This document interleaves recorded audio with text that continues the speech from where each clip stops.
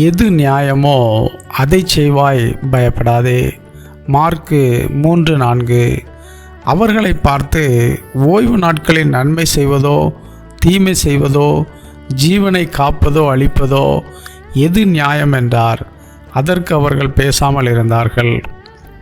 எது நியாயம் எது அநியாயம் என்று பகுத்தறிய முடியாத ஒரு குறுகிய கண்ணோட்டமுள்ள உலகத்தில் நாம் வாழ்ந்து கொண்டிருக்கிறோம். எல்லோரும் நியாயம் என்று சொல்வதெல்லாம் நியாயமாகிவிடாது. நாம் நியாயத்தை தேவனுடைய நியாயத்தோடு ஒப்பிட்டு பார்த்து அதை நிறைவேற்ற வேண்டும்.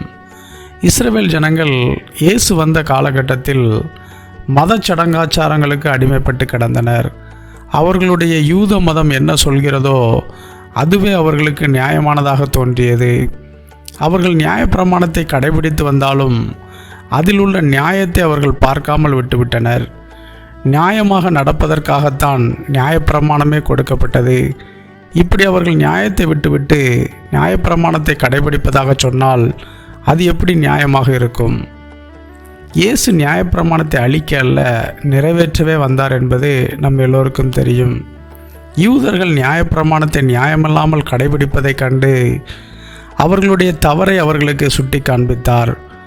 ஓய்வு நாள் பிரமாணமானது கர்த்தரால் அவர்களுக்கு கொடுக்கப்பட்டிருந்தாலும் அந்த ஓய்வு நாளை யூதர்கள் நன்மைக்காக பயன்படுத்தாமல் ஜனங்களை தங்கள் மதத்தின் கட்டுப்பாட்டிற்குள் அடக்கி வைப்பதற்காகவே பயன்படுத்தினர்.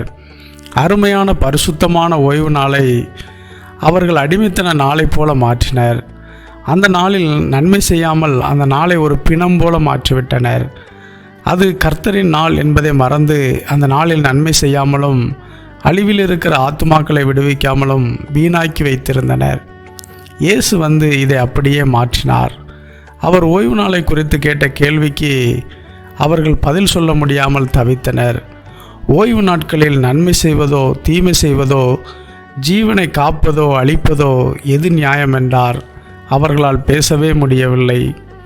எது நியாயம் என்று இயேசுவைப் போல பகுத்தறிந்து செயல்படுகிறீர்களா, அல்லது கண்மூடித்தனமாக மத சடங்காச்சாரங்களையும் மத தலைவர்களையும் பின்பற்றுகிறீர்களா? இயேசுவிடம் வாருங்கள், அவர் நியாயத்தை கற்றுத்தருவார்.